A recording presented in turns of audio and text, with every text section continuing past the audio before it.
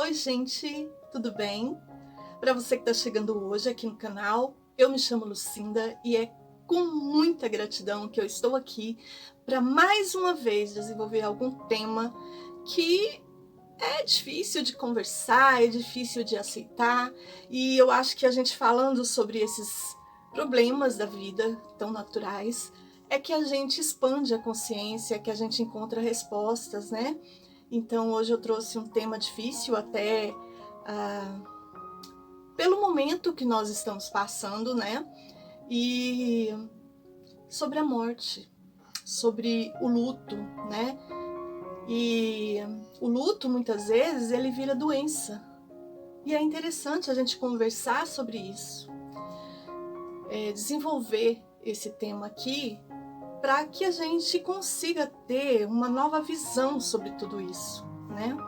Eu até me programei para falar sobre outro tema, mas nessa semana eu falei tanto sobre isso com tantas pessoas, pessoas que teve complicações clínicas, pessoas que perderam entes queridos, e eu acho que é importante a gente conversar.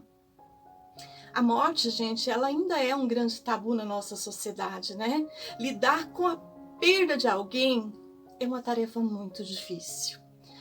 E o luto é justamente esse processo pessoal pelo qual a maioria de nós vai passar, né? E é um sofrimento gerado que é inevitável, é natural. E para que o ser humano se adapte a essa perda, passe essa fase natural, nós precisamos conversar, sabe? Configurar o que é tudo isso. E quando a gente perde alguém que a gente ama, apesar de que assim, ó, eu quero falar não somente do luto pela perda de alguém, porque o luto ele está relacionado a uma relação que finalizou, né? A perda de um trabalho, quando você recebe, por exemplo, um diagnóstico de uma doença grave. Então, tudo que acontece de forma brusca, sabe? Essas situações difíceis é o luto. E é um luto pessoal e intransferível, né? Ninguém pode passar esse luto por mim. Todo esse processo de luto vai ter um começo, um meio e um fim. Como tudo na vida, né? São diversos períodos emocionais que nós vamos viver dentro de um luto. Raiva, culpa, tristeza, solidão, dá aquele nó na garganta, da ansiedade, da preocupação, descrença de viver, aquele negativismo. Muitas pessoas não conseguem nem lembrar daquela pessoa que faleceu, né? Que já começa a sentir todos os sintomas físicos, aquele aperto no peito, a reviravolta no estômago, uma falta de ar, a boca seca, a alteração de sono. Tem várias coisas, vários sintomas que o ser humano sente e que são fases. E a pessoa que enfrenta esse processo, e não necessariamente que todos vão passar da mesma forma. Às vezes, uma pessoa passa por uma fase dessa mais tranquilamente. Mas todas essas fases, a psicologia entende que tem a primeira fase, que é a negação. A negação, que é o mecanismo de defesa do ser humano, que é inconsciente, para que a pessoa não sinta tanto essa dor psíquica, né? Que é essa negação. E a segunda fase que a psicologia entende e explica é a raiva. o ressentimento. Ela sente revolta de tudo que passou, ela vai lembrando, ela vai se cobrando, e toda essa fase acaba sendo projetada nas outras pessoas que convivem com ela e no seu próprio físico. E a psicologia também diz que a terceira fase é até engraçada, é como se fosse um acordo, uma promessa, né? A pessoa fica tão desesperada que ela começa a fazer uma barganha, uma negociação para que a vida continue como era antes. Tipo um pacto com Deus, né? Um pacto para que tudo passe. E a pessoa tem esse desejo tão forte, com essa falsa ilusão, que fica muito mais complicada. E aí a pessoa passa para a quarta etapa, que é a depressão. A pessoa fica mais introspectiva, mais no seu canto, isolada, né? E é tipo uma evolução. Ela nega, aí depois ela se dá de fato com esse problema e começa a ter uma raiva muito grande, uma cobrança, gera aquele desespero, e aí ela começa a barganhar de alguma forma, negociar, e aí como ela não consegue resolver esse problema, ela se deprime e caminha para o último passo, que é a aceitação. Depois que ela passa todas essas fases até a depressão, ela começa a aceitação com consciência. Não é um estágio feliz, mas é assim que a pessoa consegue finalizar, passar por esse processo de luto. E todos esses mecanismos são inconscientes. Essas fases que a pessoa atravessa, que ela passa, é sem perceber mesmo, sabe? É inconsciente. E como que eu faço para eu saber se aquilo que eu estou vivenciando se tornou um fato patológico, uma doença, né? Uma doença psíquica que reflete no corpo físico? Porque a primeira coisa que a pessoa deve fazer é procurar um profissional, mas ela não faz isso, né? Ela vai prorrogando. E o primeiro ano, gente, é muito complicado. A psicologia fala do primeiro ano, o primeiro aniversário, o primeiro Natal, o primeiro dia dos namorados, né? Todas as primeiras datas sem a pessoa. Não que isso seja necessariamente humano, né? Mas a psicologia fala que esse primeiro ano é o ano mais difícil. Porque não que seja igual, porque cada pessoa vai lidar de uma forma, vai aceitar de uma forma, de acordo com a sua maneira. Uns pode demorar meses, outros anos, né? E esse luto patológico é um, e o normal é outro. Porque o patológico, ele desenvolve várias situações que transformam o seu físico doente. O seu psíquico reage no seu físico e se torna uma doença mesmo com 12 meses depois de um luto, né? Para criança, engraçado, a psicologia fala que são apenas 6 meses. Mas acontece.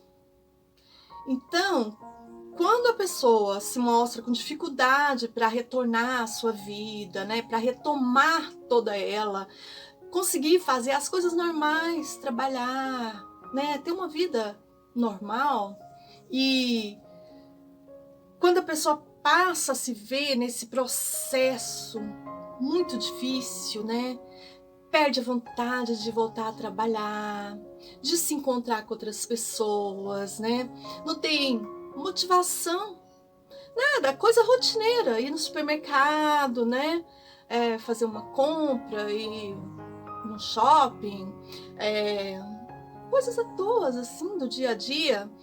E às vezes essas pessoas estão tão assim que elas começam a buscar bebida, as drogas, e isso vai se complicando cada vez mais e vai trazendo os distúrbios de sono, né?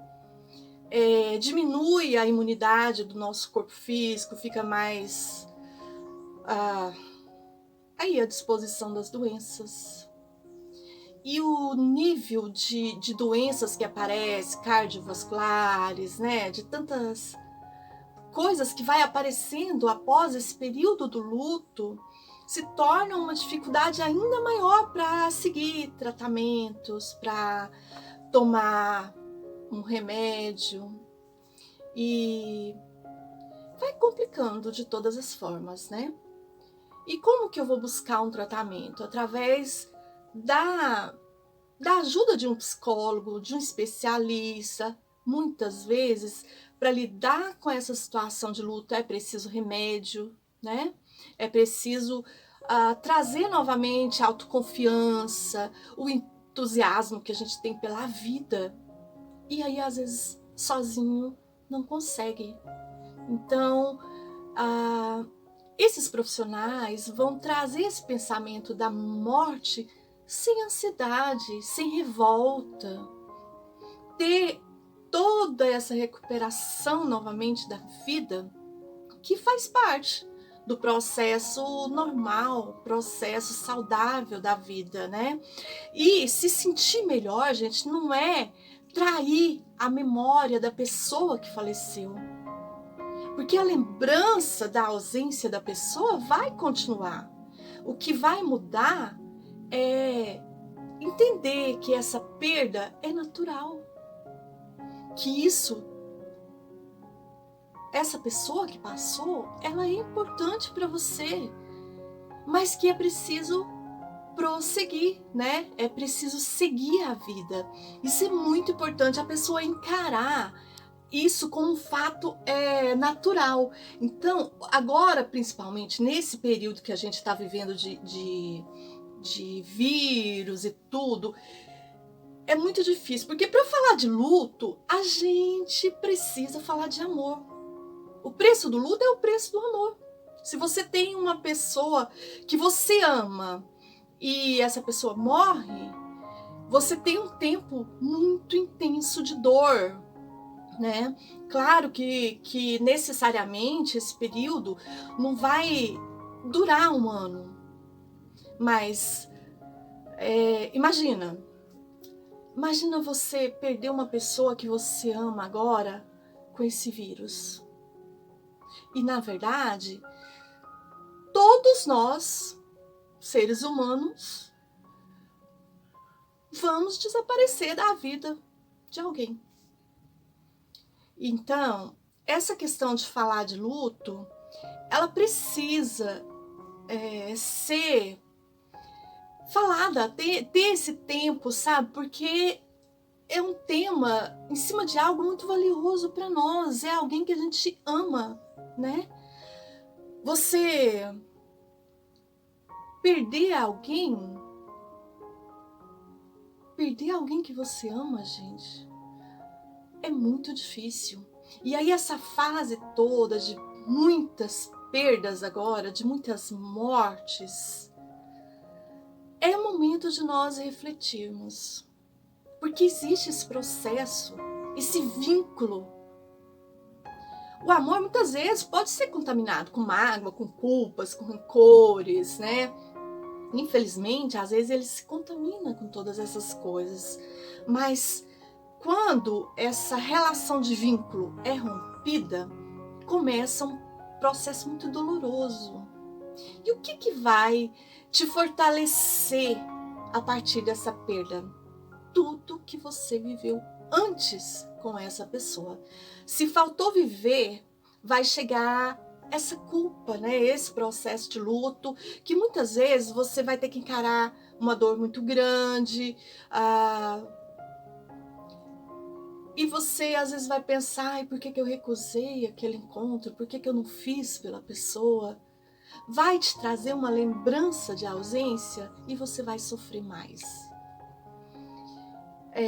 Quando você tem uma lembrança de que você não que você podia ter falado, eu te amo.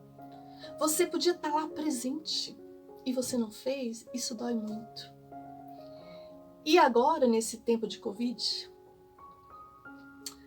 eu estou pensativa em tudo isso, quantas pessoas que estão passando por esse período agora, e a questão do luto do Covid não diz respeito só a uma pessoa que perdeu alguém por esse vírus. Agora o que a gente tem é a morte na era do Covid. Por quê? Porque, gente, as pessoas continuam morrendo de acidente de carro, de câncer, de infarto, de outras causas, né? Essas causas não pararam para que o Covid tomasse conta de todos os atestados de óbito. Não, a vida tá fluindo, né? E a gente não consegue nem receber tanta notícia daquilo que está acontecendo na vida de milhões de pessoas. Mas as mortes estão acontecendo. As outras mortes normais que aconteciam estão acontecendo agora na era Covid. E quando a pessoa for enterrada, ela vai ser enterrada modo Covid. O que é isso? Só o núcleo familiar. Essa pessoa, ela vai ser transportada do hospital para a funerária nesse trajeto dentro de um caixão lacrado. Mesmo que ela tenha sido morta por outro caso, ela vai estar lacrada dentro de um saco preto. Então, morrer agora, na era Covid, é ser tratado como se a gente tivesse esse vírus. E, gente, isso não é digno.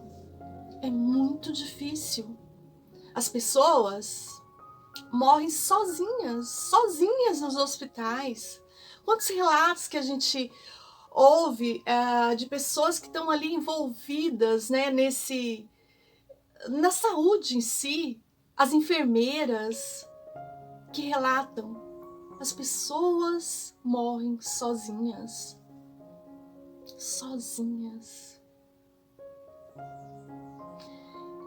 E quando a gente diz morre sozinha, é preciso a gente parar para refletir um pouquinho. Parece inacreditável. Parece que as pessoas não acreditam nesse distanciamento social e ficam reclamando. E eu te digo, não reclame nunca mais. Morde a língua. Você não sabe o que é isolamento. Você só vai saber disso quando você for encaminhado a um hospital. Ou alguém da sua família, alguém que você ama. Aí você vai saber o que é esse isolamento. Quando ela estiver lá na terapia intensiva, então aí ela está realmente isolada. Pensa nisso. Esse é meu recado de hoje. Beijo. Fica com Deus.